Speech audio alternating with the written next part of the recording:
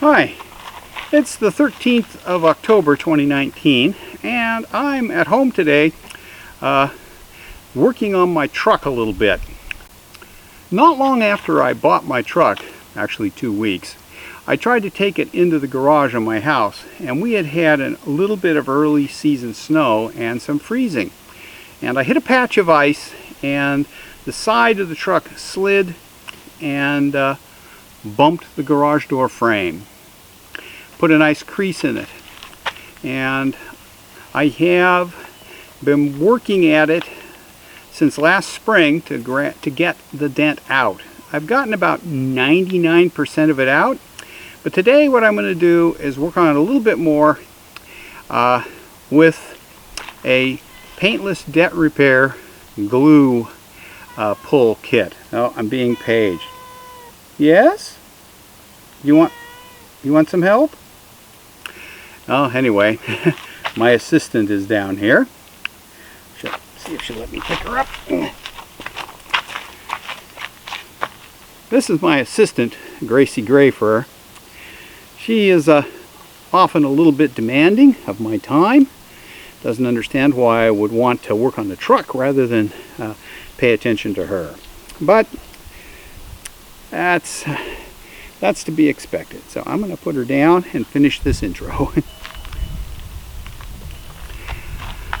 So I've been using a cheap Paintless Dent repair kit to pull the dent out gradually. I actually started with a much more basic tool. The dent was probably about that big altogether. It was vertical.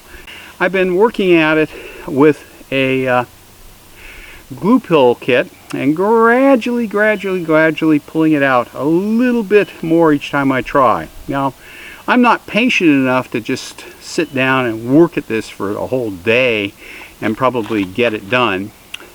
So what I do is every now and then I put in 30 minutes or so and gradually pull the dent out. So let's have a look at exactly what I've been up to. Okay, what I'm doing today is working on a little dent I got in the side of my truck.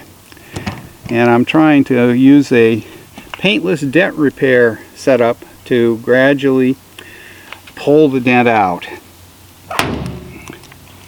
There we go. And this dent started out life as quite a big dish.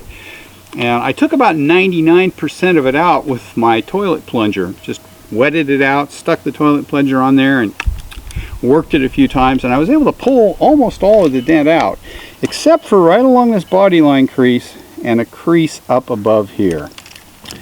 And so I've been working at it like this with this glue pull setup, off and on for a month,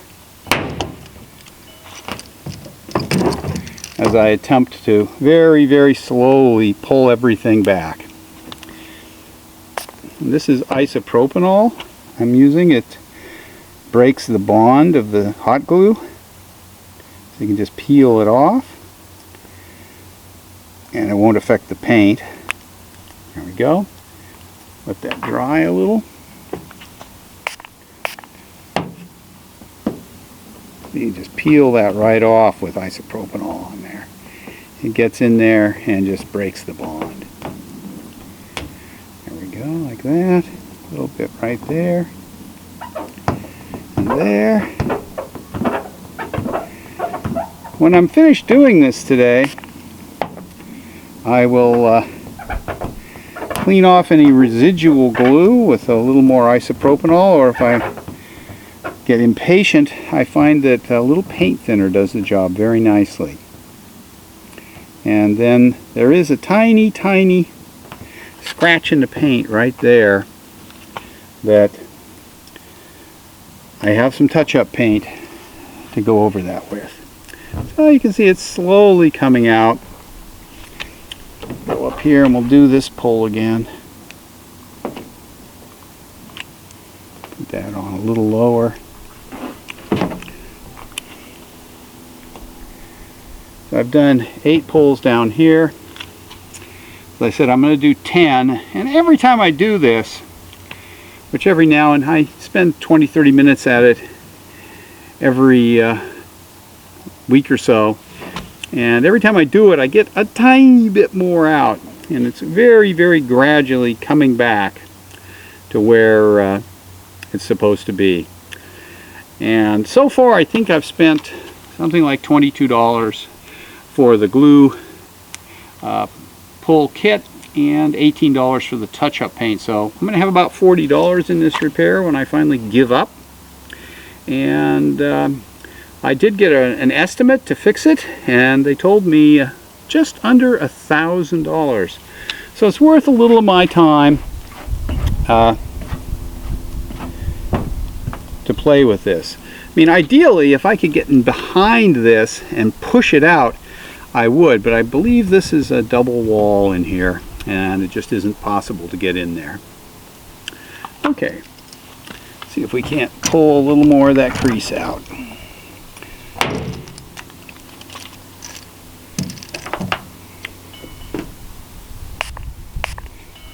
There we go.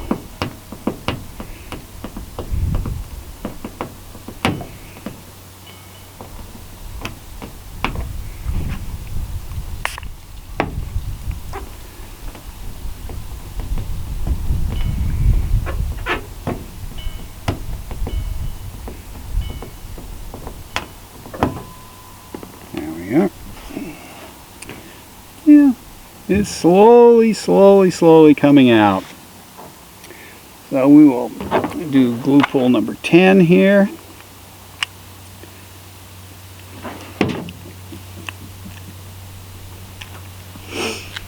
I found that putting the glue directly onto the sheet metal rather than onto the tab allows me to place the tab much more precisely.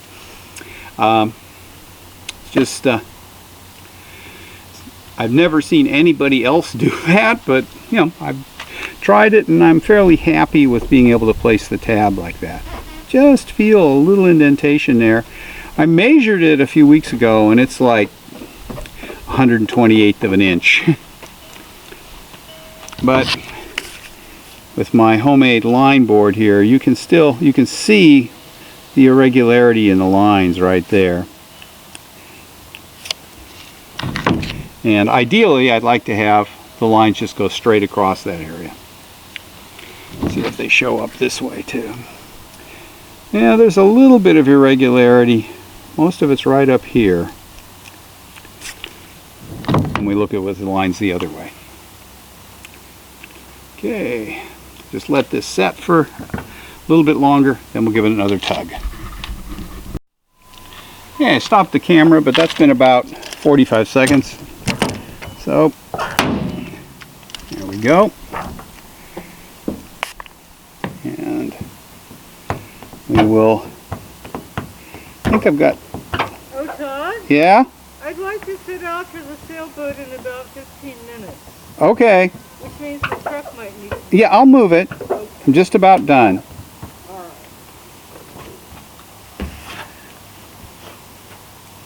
Okay, that tab's off. Put a little more glue on. And pull it right there.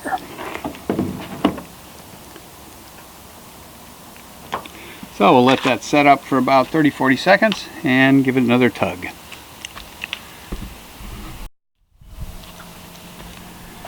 Okay, this is my 9th pull on here today. Yeah, looks like I could have let that one set a little longer.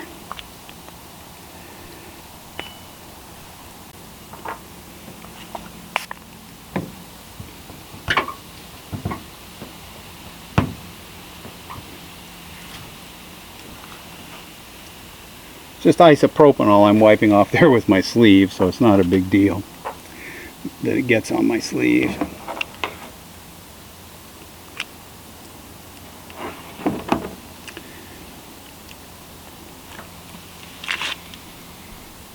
And I'm going to do, after this is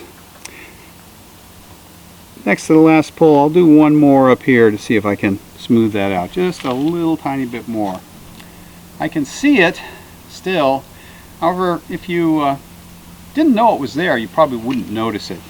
And I will before I quit today, put a little tiny bit of touch-up paint in that indentation where the paint is gone. This happened not too long after I bought the truck last winter. I pulled it into the garage and hit a patch of ice, and the truck slid sideways into the garage door frame and bent it in. And I was sick when that happened, just because, you know, the truck was still essentially brand new at that point.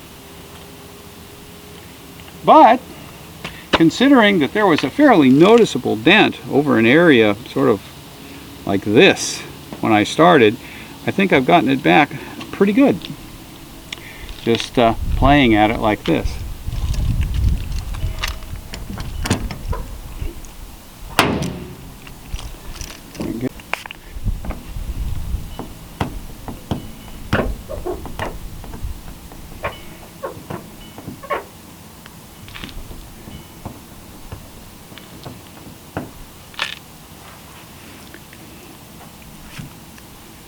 Okay, now I think I'll take an oblong tab and go up here.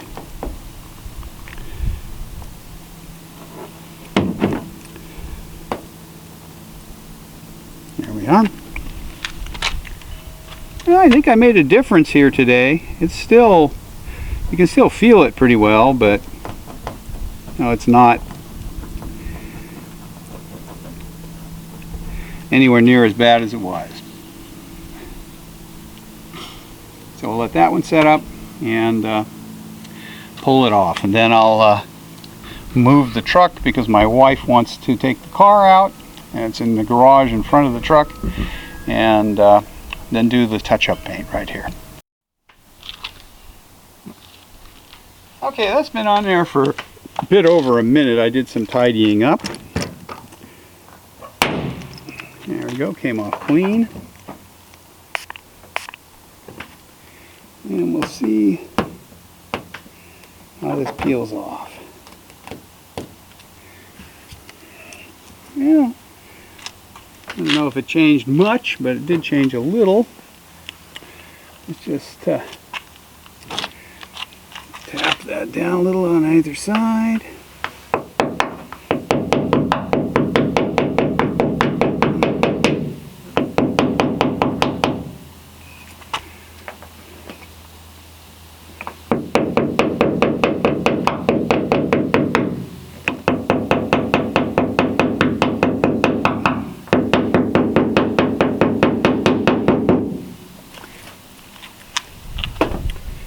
Alright, I'm just going to give it a little bit more of a cleanup here and make sure there's no residual glue in there. We'll wipe it off one last time, and now I have to move the truck. Looks like there is a little residual glue right underneath. Let's go over that. There we go. Alright, after I moved the truck, and this has had plenty of time for that isopropanol to evaporate out, I will do a little touch-up paint there. So that's 10 glue pulls on this today. It's still got a pretty deep crease right here, which I don't know, I may have to see if I can get in behind it and push. This one is getting better, and not much of that left. So, that's it for glue pulling today. Test. Okay, I'm ready to do my touch-up paint on this little scratch right here. And what I'm going to do is take the touch-up paint which I bought from the dealer, and they looked it up using my VIN number, so it's supposed to be the right color. But I found it really needs to be shaken up, or it's way too dark, because it's metallic paint. I think you have to get the metallic part of it suspended before you put anything on it.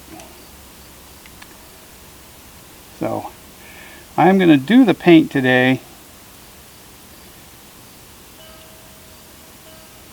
with a toothpick. so that I can really minimize the amount of paint I put on there.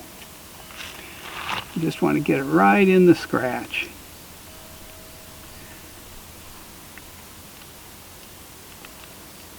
Looks like I need a little more paint on my toothpick.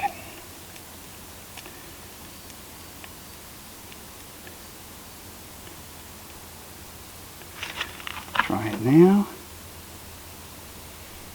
Well, sometimes this works well, sometimes not so well.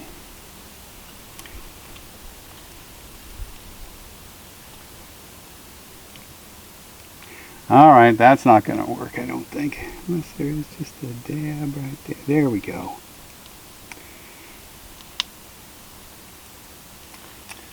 That blends in pretty well. I've got a little spot up here I could put just a tiny dab.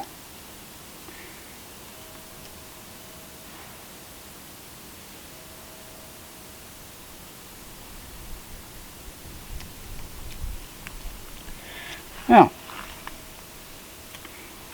maybe a tiny bit more down at the bottom here.